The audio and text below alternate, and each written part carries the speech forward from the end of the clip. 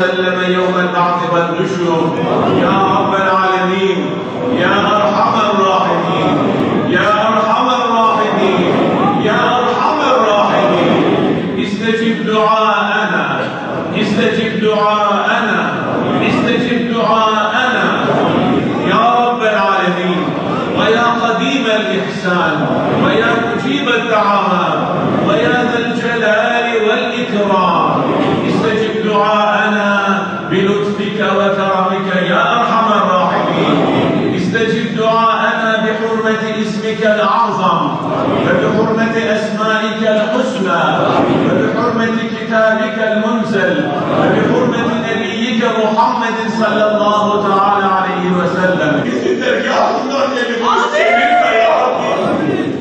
يا رب العالمين يا أرحم الراحمين Kainatın Efendisi sallallahu aleyhi ve selleme Bedir'de yardım ettiğin gibi, Uhud'da yardım ettiğin gibi, Hendek'te yardım ettiğin gibi, Mekke'nin fethinde yardım ettiğin gibi, meleklerinle, Cibril'inle, mümin kardeşlerimizle Mısır'da, Suriye'de, Filistin'de, Myanmar'da, dünyanın değişik yerlerinde çile çeken kardeşlerimize sen yardım et ya Rabbi.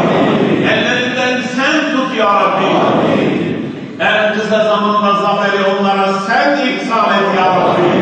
Onların meleklerinle görünmez ordularından teyit eyle ya Rabbi. Ellerinden sen tut.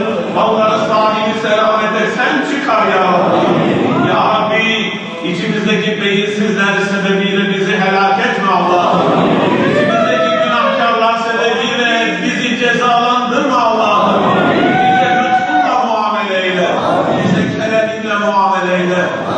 Bize ihsanınla muamele eyle ya Rabbi. Ya Rabbi lütfet, kerem et, ihsan et. Okunan